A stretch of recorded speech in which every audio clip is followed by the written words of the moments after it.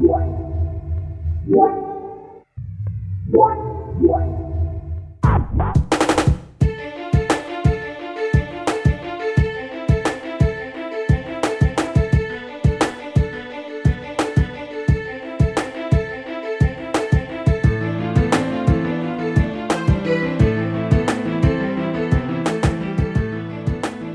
call is apparently being recorded. Ooh, fancy. This call is being recorded. 24-hour stores are an American thing. Didn't you know that, Janathus? I don't believe that there's a world outside of America. There's only dragons out there. But you knew that. Here there be monsters. So am I producing any excessive background noise? No, 'Cause I got actually, my there's a lot of there. excessive foreground noise. I think we need to work on that. Oh, yours is worse. Can't you people keep a thread alive on the forum? No?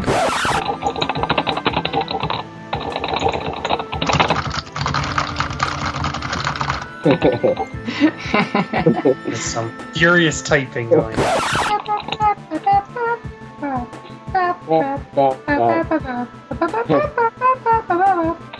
Oh look, it's Mario! It's me, Mario! Bert, is your name really Bert? Yes, my name is officially Bert. B-E-R-T. Lead to an interesting conversation of, game reality versus reality. Falcon, I don't know what the heck your problem is. I didn't have money at the time that it came This out. is a Now I gaming can't find it. podcast, and you can get it for $20 on Steam. Dude, why would you live anywhere else then? It totally sucks not living in the US. Not my choice. Dragon Age is out for pre-purchase. Who wants to watch dragons aging? Okay, I have a great idea. You guys discuss it and I'm going to the bathroom for 1 minute. Oh, okay? goodness gracious.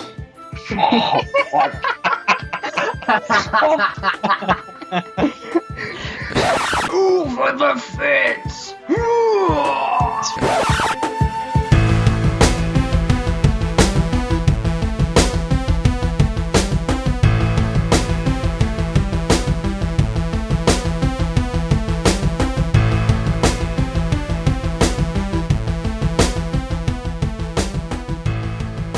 Welcome to The Cavern Today Over the Fence.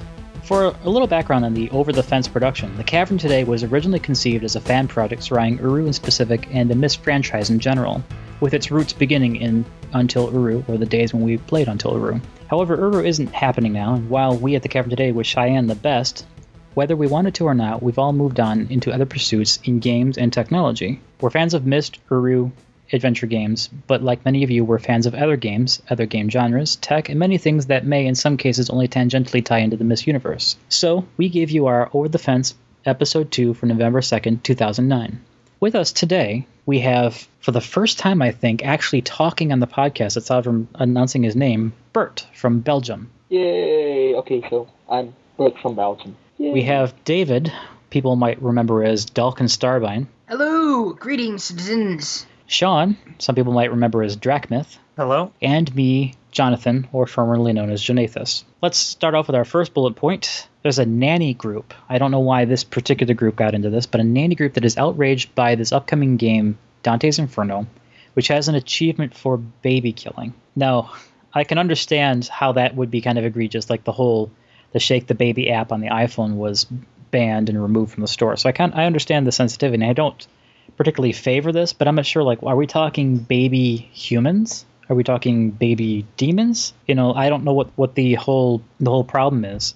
To my way of thinking, this actually stinks of the whole people can understand the difference between games and reality, and especially since Dante's Inferno is kind of very loosely based on reality. What do you think? From what I understand, what it is in the game, at some point, there's a point where you have to kill unbaptized infants. Now, what that is in the context of things, I don't know. I don't know a heck a lot about the game. But the part I found interesting was that the nanny group, while it says that it doesn't support the actions, they're not actually speaking out against the actions themselves in the game. They're complaining about the fact that the achievement is named Bad Nanny, and that it's projecting a negative impression on them. Oh my goodness. And I'm like, So serious? you look to video games for validation? Really? Yes. Yeah, okay. Quiet over there. But well, I think most human beings are being transformed into some kind of monster. So I guess you have these little demon/monster babies that are attacking you or something. Who'll probably not be real children. Yeah, obviously. I mean, it's not like the game reaches out into the crib of baptized babies and kills them. So to me, it's kind of silly. And one of the things that gamers seem to like is shocking types of action in games, because things that I've heard game developers talk about, like racing games, where they'll set things to be very realistic and handle very well. And I guess the game is very boring because it's too easy or it's too bland. And so like a lot of the hair trigger handling that you get in cars and games is because they want to make it an action and a packed adventure kind of experience. I don't in that front, the contrast. I mean, it's not like I watch action movies or play action games because I want a accurate portrayal of reality. So I guess that's kind of my take on it. Well, basically in Dante's Inferno, you're in, well, hell, basically, Inferno, hell. So you have these wastelands and landscapes that really show death, and in the most inner circles I expect fire and things. So, well, it's totally unrealistic, so what's the problem? Yeah. I would hold that killing these baby-like creatures, whatever they are, I don't see why it should be such a huge deal here when if you take other popular shooter-type games, I mean, you take Doom 3, there's a very baby-like common enemy in there. You take Dead Space, there's baby-like enemies in there. I don't recall hearing very much uproar about those. Yeah, so and in Doom 3, I recall the babies would cry to draw you to them. Mm-hmm. So that leads us to our second bullet point, which I think is a really fun transition here. There's an advocacy group's violent game disposal drive. They actually got together in some area. They grabbed a dumpster, assuming that so many people would come out with their outpouring and destroy all their violent video games. And what's really heartening is the picture in the article that shows a dumpster with like 3 games in it.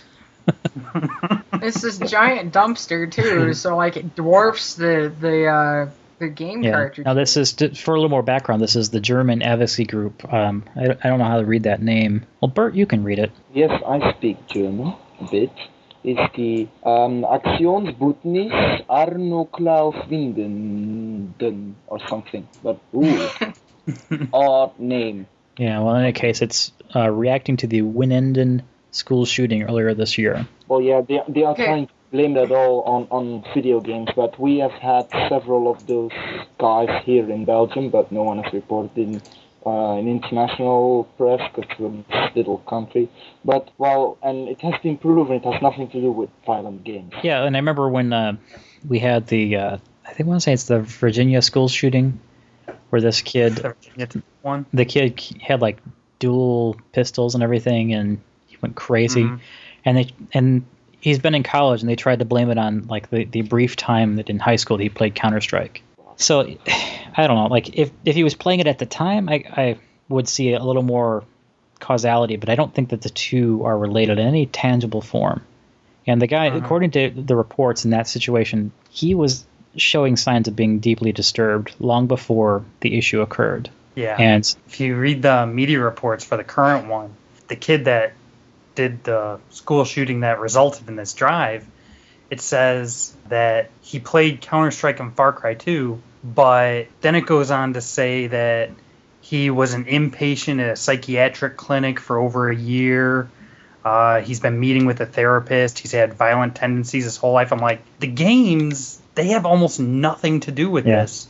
They're just an easy thing to point to and say, this is the reason. That's the thing that keeps bugging me about all this is the lack of culpability. It's like we keep wanting a scapegoat to point to. I'm like, some people are just messed up. And pulling it back to the disposal drive, I'm like, even if there was a connection between the games and this kid, did they really think putting a dumpster out in a parking lot somewhere and telling everyone to throw their games away was actually going to do anything? Did they think people were actually going to do it? I mean, Germany already has a problem with getting, any kind of fun, violent video games in there. So, like, what are you talking about? You know how hard it was to get this game?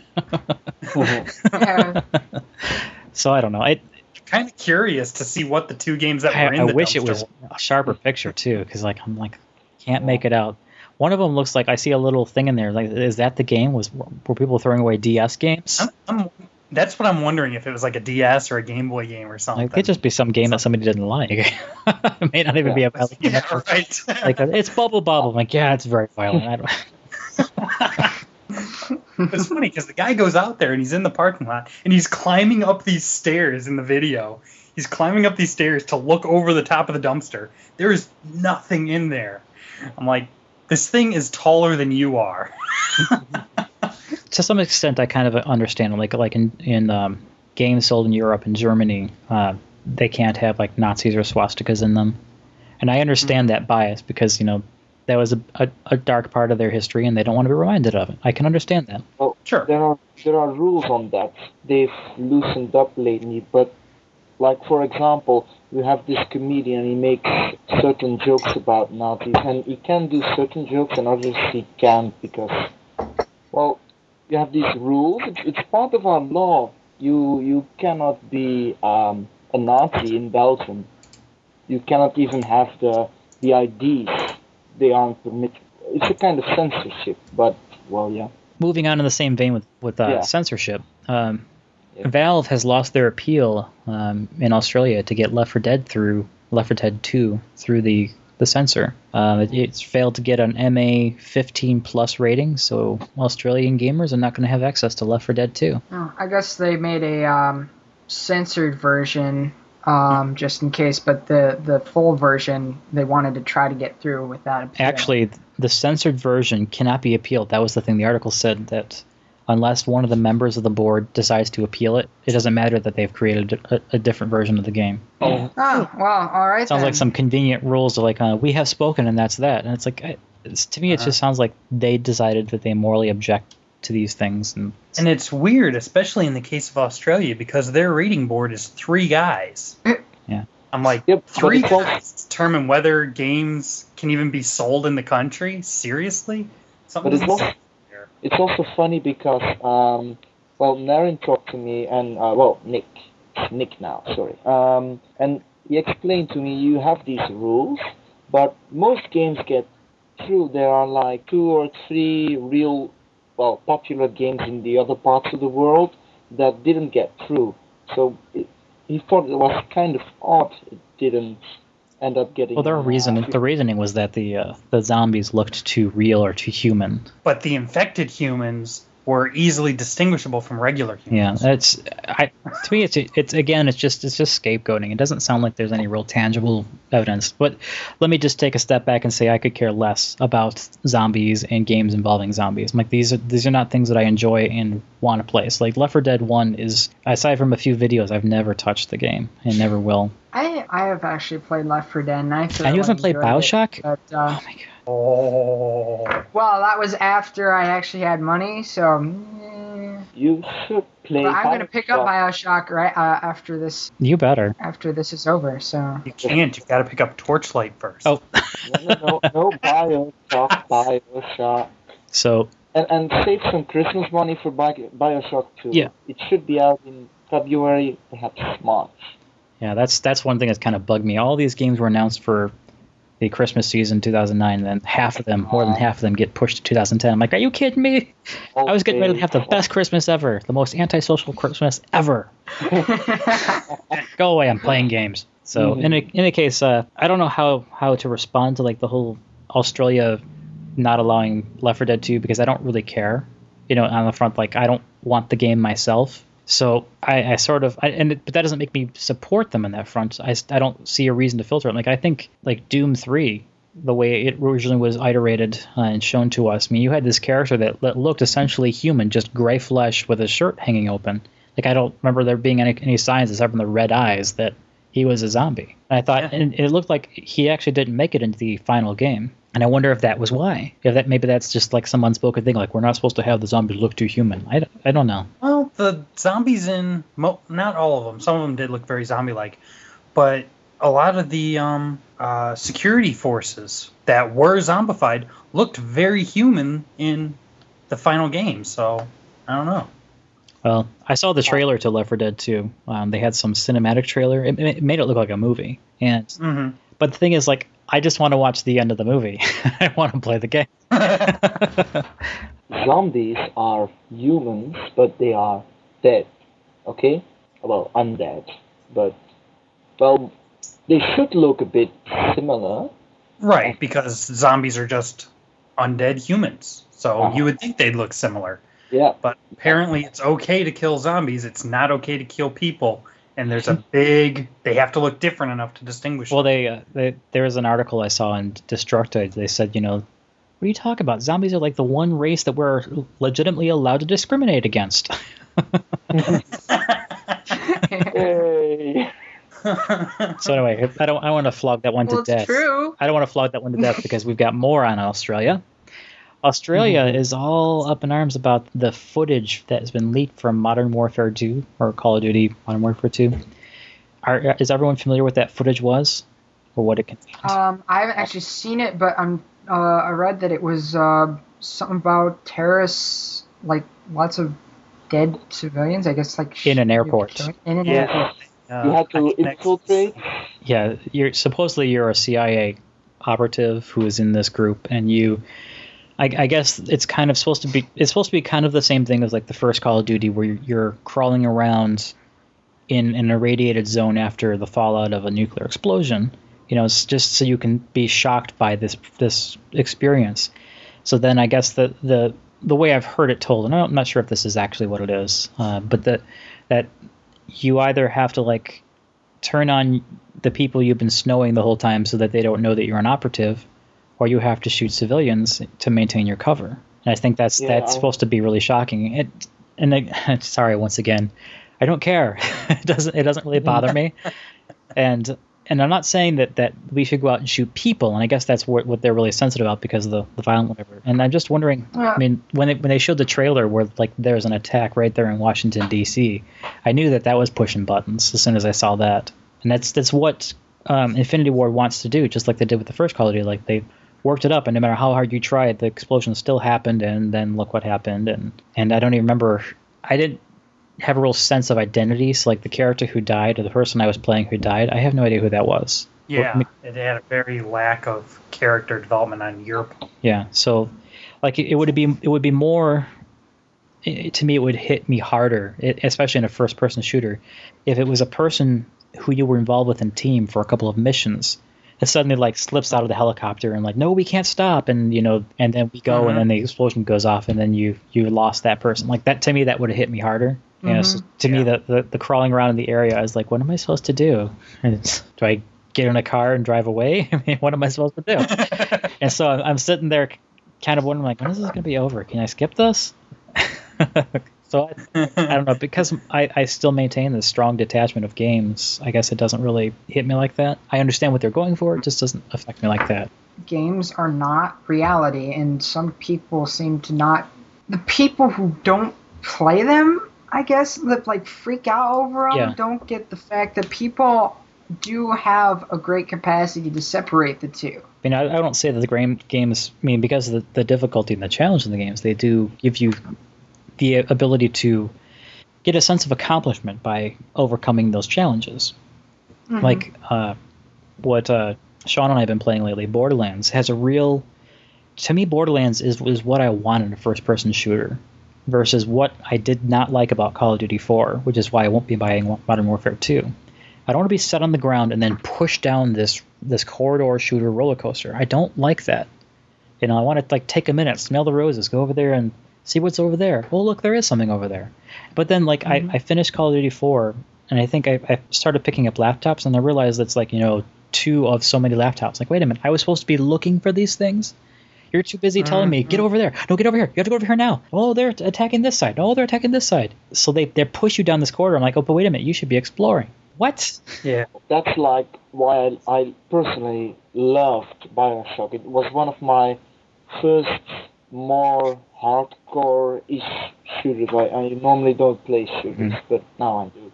And was like, whoa, it's so unbelievably beautiful. I love the whole set back in time thing, the beautiful places, the water effects. The water effects, the Art Deco, yeah.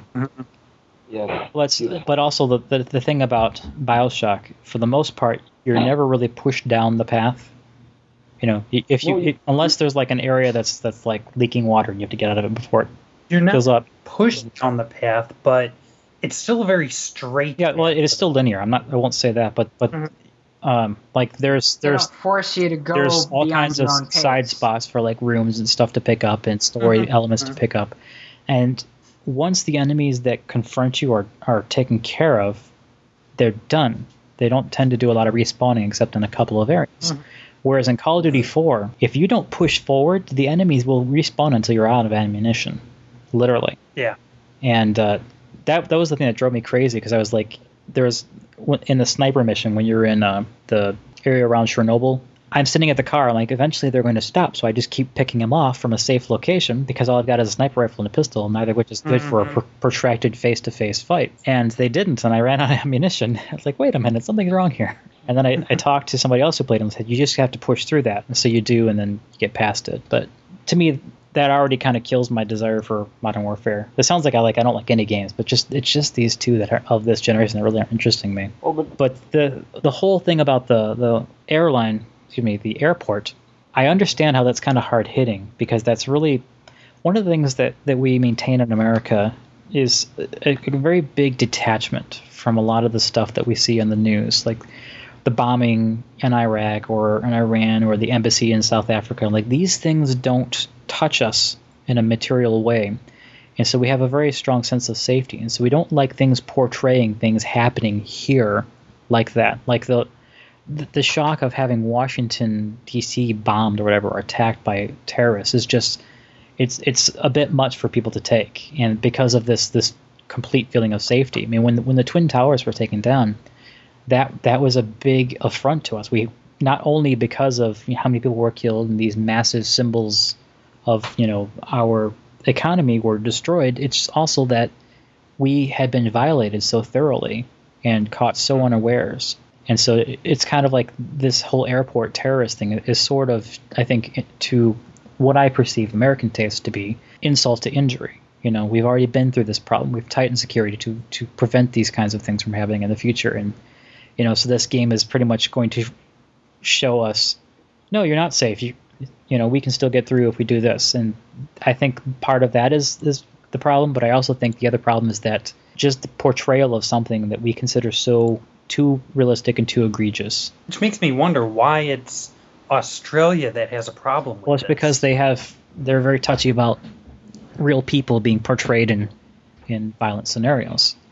Which makes me wonder, like, the game Fear 2, which is one of my favorite mow down people with guns video games. I mean, there's the people you shoot may be being under quote unquote psychic control, but they are as human looking as they come. Yeah. So I don't know. Like, it seems like this board is a little wishy washy about what they do and do not pass, and it's like I say about fanboys. You have people who like PlayStations. You have like people who like Xbox, and what the push tends to be is that they're teenagers, and all they can get their parents to buy is one or the other.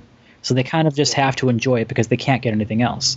But that doesn't mean that because you had to pick one and this one to you is the better of the two, it doesn't mean the other one's bad. I don't personally want a Wii. That doesn't mean the Wii is bad. It just doesn't suit me. I don't really want one. I've played a couple of games on it. I haven't really enjoyed it. It doesn't make it bad. It just means it's not good for me. And the same case there. These people just want to mother these people and sort of, to me, it looks like they're trying to control the people, which is what bothers me. Well, and there's also the fact that don't they lack an 18+ rating? Isn't that their most extreme rating? Yeah, so they're pretty much saying that adults do not have a right to decide. Their largest rating is an MA 15+, which apparently does not prevent, obviously, people under the age of 18 from getting certain games because they're included in that range. Anything higher than that effectively bans the game from sale, just as an AO rating would here. Which means, like, Steam, they're digital, they can't offer it because, this is what a lot of people didn't understand, like why Mist Online or Reliable wasn't, is international until Uru. It's because there's all these little legal loopholes and laws they have to dance through in every single country they license the servers in. Mm-hmm. And now that I kind of see that more clearly, I start to understand the complexity of living around the world, and it makes me more content to be American because even though I don't want these games, I still have access to them. That's why I'm extremely pro-Europe, because we're getting these laws that are for all different countries in the European Union, so that we can have silly tiny things like computer games and music licensing and copyright, all the same in all different countries and little nations and things that are part of the European Union, so that we don't always get knocked off of the big group. Especially here in Belgium, we are usually the last to get new technology, new games, new music, etc. And that's quite frustrating, really. Yeah, I remember they say things about release date in the US, release date in Europe, and it's like, oh, you poor Europeans. Yeah, speaking of rating things on digital distribution, I think our next bullet point talks about how Australia wants to rate iPhone apps. And mobile phone games in general. That's another thing that gets to be kind of funny for me, because aren't a lot of them kind of like Nintendo 16-bit or 8-bit-ish, where it's like side-scrolling and stuff? Like it comes to a point like, do you really need to rate that? Oh, that monster is squished in a way that looks like somebody being really squished. I'm like, I just don't see it. I can maybe understand rating the games. I think it's pushing it a little bit, but I could kind of understand that. It's the fact that they want to rate apps. I mean, you don't rate PC apps. As far as I know, Microsoft Office doesn't have a but rating. there's no real PC app to make a fart noise. and I don't mean that that's the questionable one. I don't mean that that's the questionable one. My point being that apps are kind of wide open. Like, everyone's trying to find their own little niche that they can carve out that other people don't want, so they can make money off of it. So it looks like we're trying to tear down all kinds of boundaries for where the apps can go. So I understand what you're saying. I understand where they're coming from, and I don't think either one is really right in this situation. What do you think, Bert, since you live in a filtered republic? Well, I personally think that rating mobile apps is rather silly, waste of time. We have a very good rating system which has an 18+ rating for official games in retail, and well, just let it be, happy with it. But I'm a big fan of the Pirate Party thing, so I think that people should have access to most data. It's stupid to have all these boards and things. They only use tax money and get controversial decisions, etc. So in case, moving on. Yeah, move on. Unfortunately, we're covering a topic that only one of us has seen, Torchlight.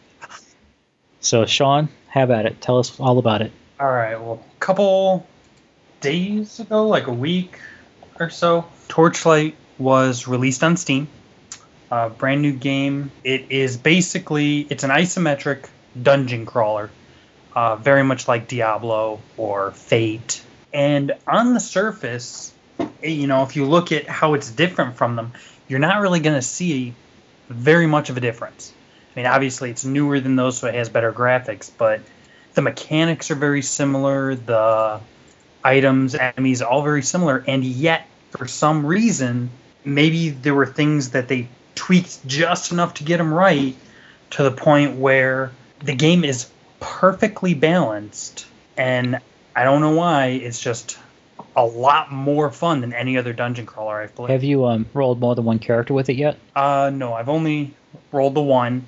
I'm looking at the screenshots here, and my original thought that it was less cartoony than WoW is incorrect. It looks plenty cartoony.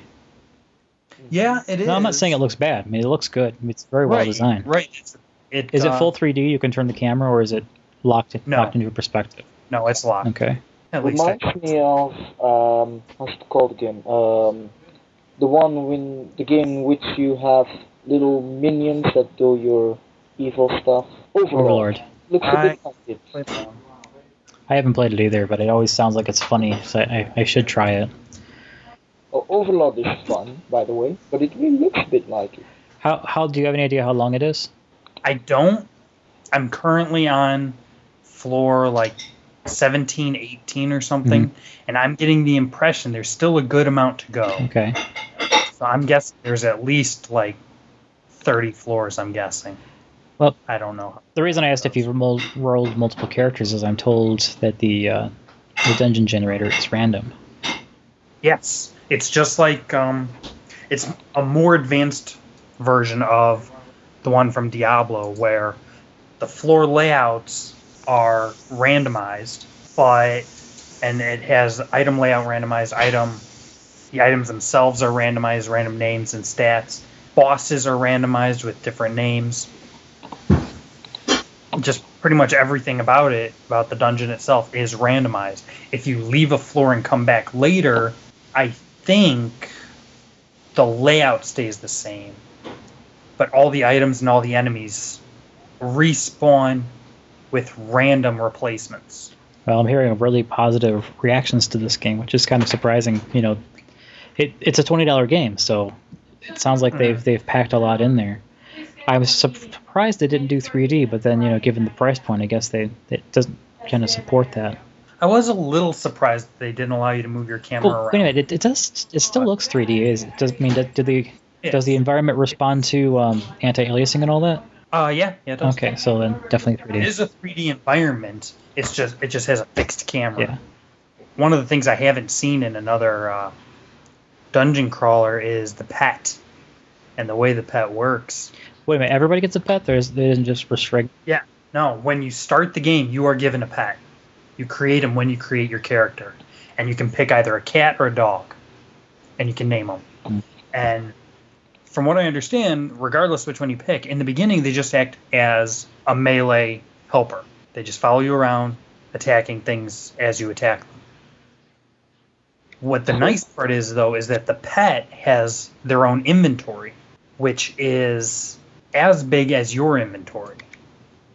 So you kind of have a double. Oh yeah, and I also read that you can send them to town to sell your stuff. That's my big thing, is that you can load up their inventory and say, go to town and sell.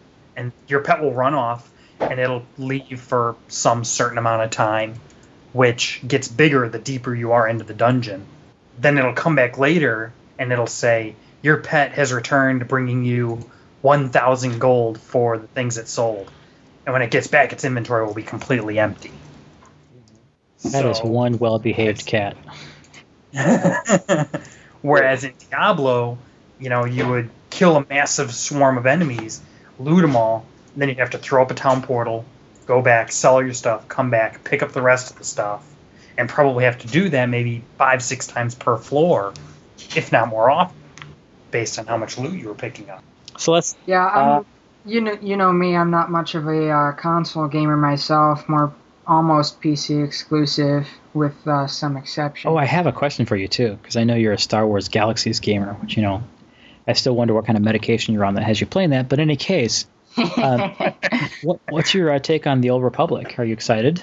Yeah, I'm tentatively excited. On the one hand, being the story freak I am, I'm really looking forward to the story-driven gameplay and everything being spoken. The voiceover stuff that they're like super hyping, that like everything is voiced over. And they keep saying that there's going to be traditional MMO elements in it, but at the same time they won't say what yet. So it makes me wonder if they even know how they're going to put that into the game. The only thing that's turned me off so far is that they've gone to an exaggerated model for the characters. So instead of more realistic, more stylized. They call it stylized realism, which I don't care. Big hands, big heads, really skinny bodies, fine. Don't care. I don't like the lightsaber handles looking like somebody's carrying like a tent pole around everywhere. They did fix the lightsaber hilts so that they're not as big as they were originally, because a lot of people freaked out over that, including myself. I was like, if that's the way they are, like that, for that reason alone, I might resist. Yeah, because it looks so silly. It looked like those little kid lightsabers, where like the whole thing actually is a cone and it goes inside of the handle, and you with it really hard. Yeah, I have like I don't know, I have like 10 of those, so I know exactly what you're talking about. It looks like that. And I was like, I even bother. But yeah, they changed the size of the saber hilts. They're not so outrageously gigantic. The characters still look rather cartoony. Well, I don't know. I kind of like it because I like that it's going to be more colorful, because I'm actually kind of sick of the reality, meaning brown and gray. Everything's got to be brown. Yeah, I do like the amount of colors. I mean, like in Star Wars Galaxies, for example, my character wears bright green and black. So, it basically looks like black paper with bright neon green lights attached to it.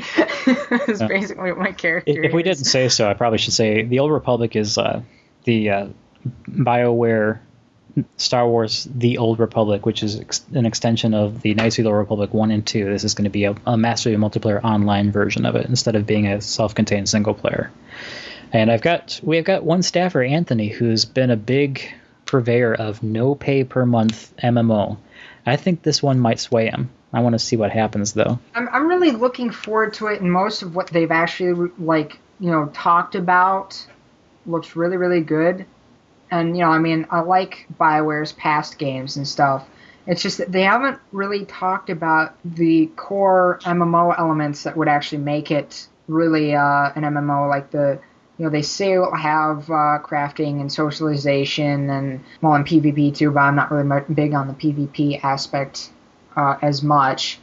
But I like role playing, and if I can't tell my own character story aside from what BioWare has laid out for me, which is kind of looking what they're doing, I'm not sure how into the game I'll actually get. I had a guess. I would say that they probably don't have it quite that framed. Like the Knights of the Old Republic, the two games had stories, and you had like a positive or a negative flow you could take with that. But I'm pretty sure that the Old Republic is going to be more wide open than that, because if it wasn't, they would be so crucified. Yeah, like I'm saying, it could go either way at this point. I'm tentatively excited, the whole, to use a term that most of us here are familiar with, cautious optimism. Yeah. That is my attitude toward the Old Republic. Yeah, I figured I will judge when it gets closer, but do you think that if you get into it that you'll be kicking Galaxies to the curb? It depends, because again, Galaxies, one of its most endearing qualities over pretty much any other MMO is the ability you're given to morph your game world around and tell a story that is your own story. It's got this, actually called the storyteller system, where you can set up like props in the game world and like have explosions go off, or set up like a fog effect, or and like you have like these stages that you can put up, or you can place like a shuttle or a ship, or even NPCs, which people can fight, or they're just there for ambience and stuff like that. And now they've got this new Chronicle Master system where you can actually make quests, and when you master the Chronicle Master profession, you can actually then get this ability from that to make the storyteller NPCs say anything that you want them to say, just whenever people get up close enough to them or whatever. David has a god complex. Sorry, continue. But I'm a customization freak. I love being able to customize my character's look. I love decorating my character's house. I'm kind of different. I mean, I do like having control over things like that, but games like Elder Scrolls 4 Oblivion, I felt like all the presets for the faces of the character were so crazy that I would fight with the customizer to get it to look a little more normal, a little more human, even though it's an elf with, dark ears or whatever. And I just felt like I don't feel like fighting that. Like, they should be a little closer to what I would want. And so that's why I really like Borderlands. Like, I can pick the different colors of my outfit, and then I'm into the game. Off we go. Gotta shoot stuff. So to me, the priority is to get the game rolling and get to playing. And one thing I only tolerate once in any game is cutscenes. After I've seen them the first time, even if I manage to sit through them the first time, it doesn't matter. Give me playing. I don't care. Like, and it's because like things like World of Warcraft being my example, they have this music that almost speaks of a story that doesn't really seem to be there. The backstory is there, yes, I will grant you that, but when you play the game, there isn't a sense of story, at least unless maybe it's me because I don't read all of the quests, because after a while, like, who has the time after a while? So I read all the quests I ever do, even the lame ones in Star Wars Galaxies, and that's pretty much all of them. Even in Borderlands, I'm kind of like, where does the diamond take me? Over here. Okay, what am I looking for? I'm looking for these pieces. Oh, but those bad guys, got to take them out because they're stopping me from finding the pieces. So I just I don't read too deeply into them. Like today, Sean helped me take down the, what's that called again? Mozrak, the big moth thing. It's like after Mothra from like Godzilla.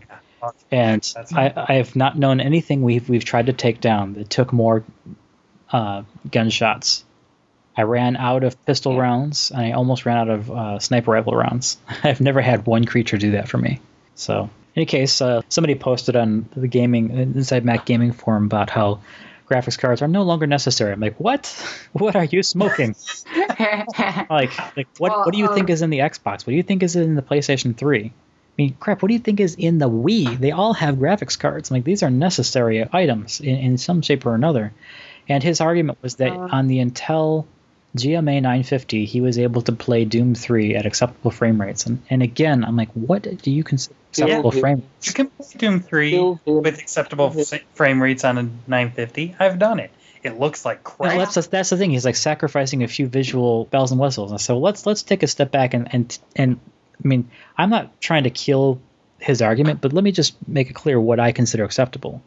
I don't want to go any lower than medium. And like in a Doom 3, that's a game like you don't want the shadows off because then it completely destroys the game.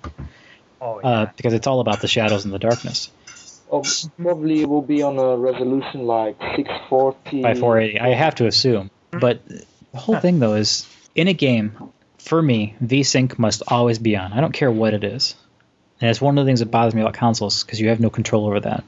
And for the most part, it becomes negligible when the shearing from the lack of VSync occurs. But on PC games, the lack of VSyncs, especially if your PC is not comfortably putting out a full solid 60 frames per second at all times, you can see the change in the frame rates with the shearing on the screen. And these people will tell me, well, I just turned VSync off because it holds your performance back. I'm like, well, it holds your performance back in that it syncs your frames with the refresh rate of your monitor or the response time of the pixels in your LCD. And this is a necessity to me. People say, well, I get 18 to 24 frames per second. I'm like, then you are not getting reasonable frames per second. Because if you cannot maintain at least 20 frames per second, it cannot VSync. So to me, this is unacceptable. So we need to be at a certain level with the graphical quality. We need to be at a certain level so it can VSync. And if you cannot perform high enough at the right graphical quality to VSync, then you're not playing the game the way it's meant to be played. That's my... Again, some strange arguments for turning it off, too. Because they'll have games capped at 30 or 60. And I've seen people saying, no, I need to have it at 60, or I need to have it at 80, at 100. I'm like, you can't even see anything faster than 24? Yeah. Well, I don't know. There's I know that when we had CRTs, I could see if a CRT was on 60 hertz, but once we got up to the 80 or 85, I couldn't see it anymore. I'm not a snob to the point like people should spend $4,000 on computers, but you can do better than these bargain basement pieces of crap. Well, all I know is that Jonathan helped me with my graphics issue when I found out that my integrated card was a piece of crap. Yeah, I was delicate about telling you that though. What you mean? I'm more than thankful that you did tell me though, because that I was able to go out and get my NVIDIA 8800 GT, and now everything runs beautifully. The 8800 GT is a wonderful card. I can't believe it's still running games as well as it is after 2 years. Oh, but it's funny. I have the 8600 GT and the 9400 GT in my computer here. Well, my PC, not my Mac. And I'm now using my Mac. Are you using an SLI chipset? I have an SLI chipset, but I'm not using SLI as I want to use 3 monitors. Oh. Well, I thought what would be useful is having those two cards, is you could offload the the PhysX stuff and anti-aliasing to the 9400, while the other card does just the rendering of the frames. Yeah, I thought about that, but, well, was hard to set up. No, I don't know. I keep hearing people do it. It can't be that hard. Well, it was hard to get into all the tutorial stuff, because it's kind of, well, hardcore. Google. You play with Linux. I don't want to hear it. I don't want to hear about hardcore when you're playing with Linux. Linux is the steepest learning curve of anything I know about on computers. We need to move on. Windows 7 impressions. Has anyone else played with Windows 7 here besides me? Yes, me. It runs on my netbook, and I have it in a virtual machine on my desktop. And Dalkin has been too scared to get the release candidate, so he hasn't even tried it. Kill him. Are you running Vista right now, Dalkin? Yes, okay. I am. Ew. Let me tell you a little story about Vista. It's evil. Okay. Vista was really terrible out of the gate. I mean, and I don't want to understate or overstate this. It was really rough out of the gate. And Microsoft blamed their various hardware manufacturers with drivers, but Microsoft kept changing the kernel, which means the drivers had to be changed. So I kind of blame Microsoft. They did a reset on the development, and then they suddenly said, okay, it's coming out such and such, and the drivers just weren't ready. From the beta 2 to the release candidate 1, those two were so night and day different. It was unbelievable. And so I understand why the manufacturers were not on board properly. After Service Pack 1, Vista's fine. And there's little glitches, and then Service Pack 2 fixed it, and Vista is fine. Vista's good. But Vista is still, no matter how you slice it, slower than Windows 7. And I have tangible numbers to show you about that. So I've done many a podcast assembly in Windows, and I've had Vista from... It's slower than XP. Yeah. I always start my assemblies in Audacity. And I've done once or twice, I have outputted right from Audacity to MP3, but the sound quality is never as good as it could be. So now I just output from Audacity to a direct WAV file, and then actually use another encoder to switch it from WAV to MP3. In Vista, that process, outputting to WAV, converting to MP3, is a 20-25 minute process for those two steps. It takes that long. In Windows 7, it's not even 8 minutes for those two steps.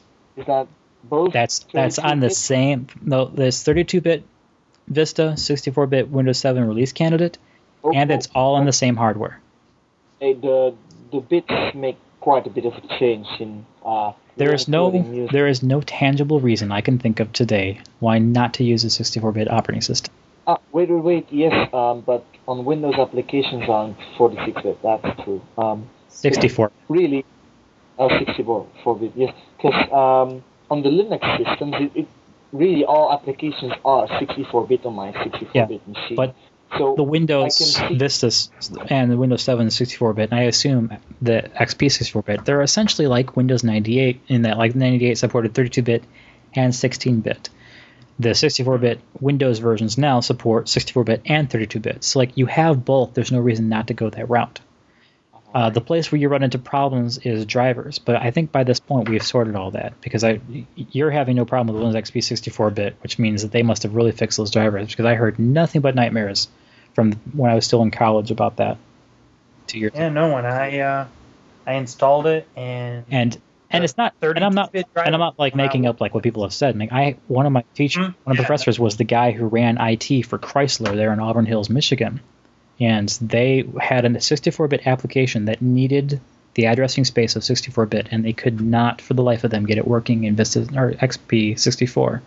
But they got it working in a beta of Vista 64, which still wasn't out yet. Yeah, no. When I decided to go to XP 64, I had looked at the reviews and whatnot, and a lot of them were very negative, saying it doesn't work, things are constantly crashing, things are constantly breaking. But then I looked at it. All of those reviews were really old. Yeah. Well, that's the same thing about Vista, as a lot of the bad stuff said about it previously. You know, it's written in stone, but it doesn't apply anymore. But I will say I've seen a tangible difference between Vista and Windows 7 on many fronts. It's still not as fast as XP, but when has Windows ever been faster than a previous version? You know, this is the only time it's ever happened. Went from Vista to 7, 7's faster, but you've never seen, like, 2000 wasn't faster than 98. No. You know? Sorry, but 7 is faster on my netbook than XP on booting. So Windows 7 boots a lot faster than XP on my netbookish thing. Don't know why, but it does. Probably some tricks they're pulling there. I wonder if like Windows 7 would work better on this computer I just worked on. But in any case, I've things I like about it. I mean, there's a whole lot. Like I like the new taskbar interface because it's easy for me to have like 25 windows open and still easily get between them. True. I mean, Flip 3D is pretty, but it's not really functional.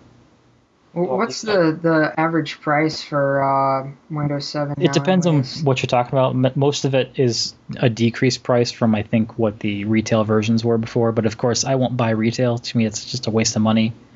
Because the only thing you're paying for is the pretty box and 2 calls to Microsoft where they may or may not help you with your problem. And for the most part, with all my schooling, if I can't sort it, I'll just reinstall. But usually I can sort the problem. One of the annoying things I have is Office constantly asking me to upgrade a file to the new 2007 standard, but nobody's really on that page. So I save everything in the 2003 or 97 to 2003 version. And so there's a registry hack you can do to go in there and switch that to stop it from asking that stupid question. There should be a checkbox. Stop asking me, but like there is all over the place. Make sure you ask me in the future, but this one doesn't because Microsoft wants us to use this new version, thereby antiquating the old version. I understand their thinking, but too much of the industry is not on that page. Office is a substantial cost. Even with home and students, it's still quite a bit that a lot of people don't want to pay. Yeah. So anyway, for me, the only version that I want is the professional version, which is $150 OEM. I have Ultimate.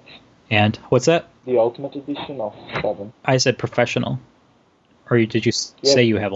I have the Ultimate Edition. I have the Ultimate RC, but I don't think that as far as things that I need or require that it will make a tangible difference going to professional.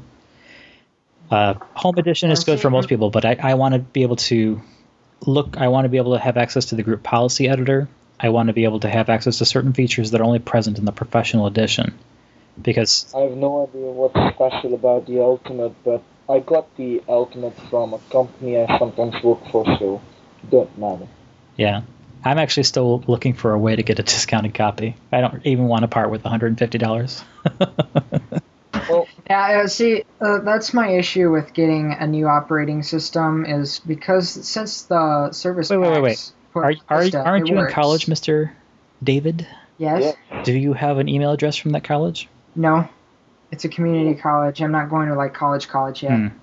Once you do, you can get a copy of Windows. Once you have an email address that ends in .edu, you can get a copy of Windows for $30. Yeah, I heard about that. So my problem is my college, they sunsetted my email address, and I've been out for over a year, so that's justifiable.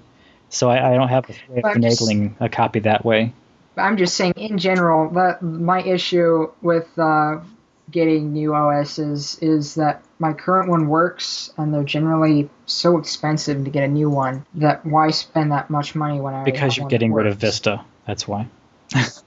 Yes, I'm on XP. I have an excuse.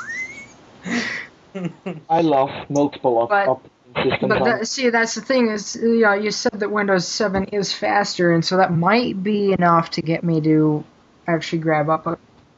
Yeah, it's too bad that. Especially it's too bad the release candidate's not there for you to still grab and try, but it's not. Just try multiple operating systems. I personally run lots of them because I'm a big fan of Ubuntu. I have this highly customized version of 8.04, but I always have the latest version on another partition on my hard drive, so I can switch. I also have Windows XP and Vista and 7.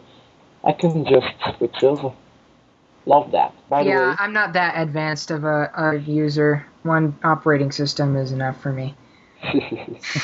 Well, I usually use this Ubuntu system and just use my virtual machines. Yeah. I have a VMware Workstation license, so. Well, I enjoy OS X myself, but it's on my laptop, and to me, like laptops are inopportune places for gaming. I don't think you should try gaming on a laptop, and if you're relying on a laptop for gaming, then you're missing a lot of the experience. Because even if it has the same specs as a desktop hardware, it's still not the same specs. Like, even it says 8800 GT, it's not the same video card. The drivers tend to only come properly from the manufacturer, which they only support for maybe a year and a half. It's like it's just a nightmare even thinking about it. But so that's kind of why I don't have that big of a problem with the integrated graphics. Yeah, because generally, if it's on a PC, I refuse to get them. But if they're in a laptop, laptops aren't meant for hardcore gaming, so integrated is fine. Yeah, well, I would still say that, previously integrated graphics really stood in the way of a machine even operating properly.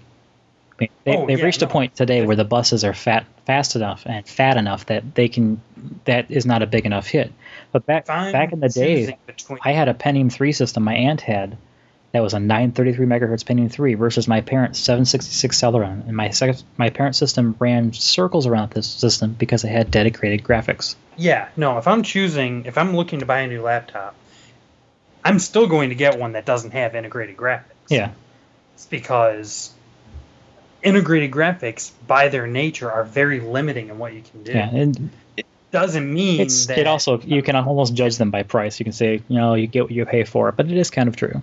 Yeah. And you get a lot more for your money these days. I mean, I remember my first computer in '96 was $3,500. My current system, when I built it, adding up all the prices of things when I bought them, does not add up to that much money these days.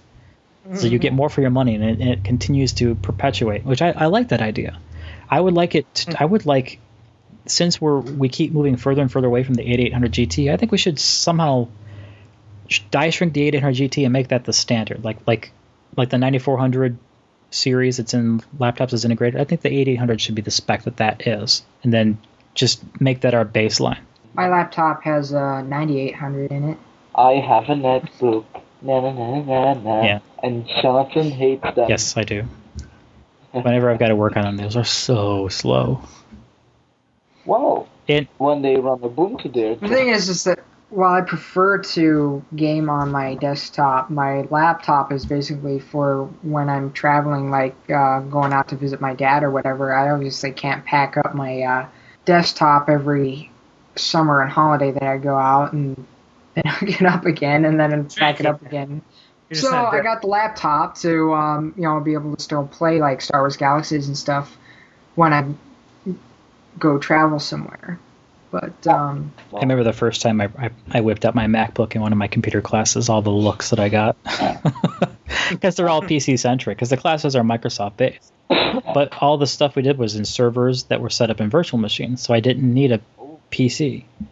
And they had the virtual machines in the class, and my computer didn't really need to be there for class stuff, but I used it as sort of like my big thumb drive, so I could have the digital book open on my laptop and still be working on the computer in front of me.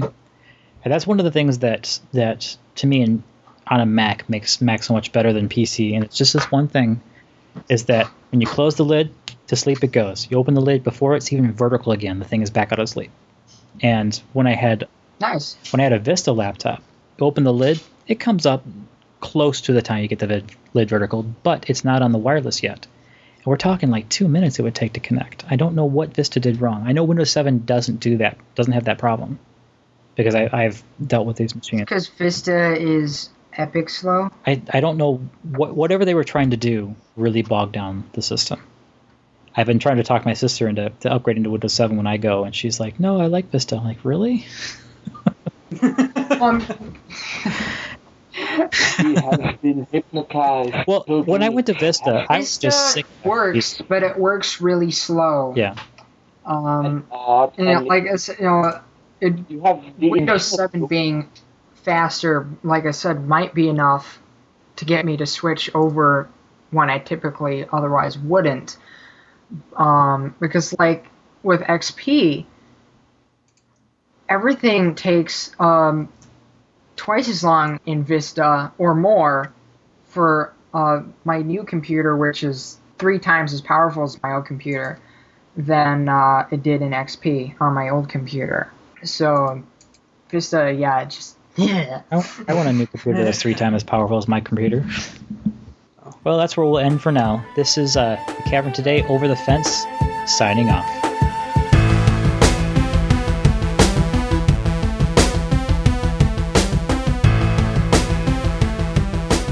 And I'm going to have to meticulously work to take out everything David said in order to get it short enough to fit in our time slot anyhow. Feel so loved. So, talk to you later, Bert. Okay. See you, Bert. Yeah, good night, everybody. Bye-bye. Can you believe his name is really Bert? Just kidding. You're horrible, John. I don't know what made me think that. I tell you how I don't get any text messages and I get one in the middle of the chat. But if you look at previous MMOs, sci-fi really hasn't done all that well. Yeah. Like, we can't use Galaxy as an example because, Sony decided to just, stab a knife into the heart of it and then twist it. But first, before they did that, they also heated up the knife and covered it in poison. No. What?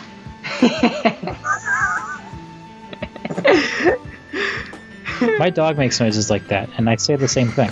Sorry, pent-up energy. Please continue. Do we need to leave you alone for a minute so you can get rid of that pent-up energy? Nah, it's good. It's gone now. That's the problem with I have a Nerf sword. And yet you said it with a sexy voice. Which failed to turn me on. And if you think that's not going in the outtakes... Did you hear a beep? The recording's still running.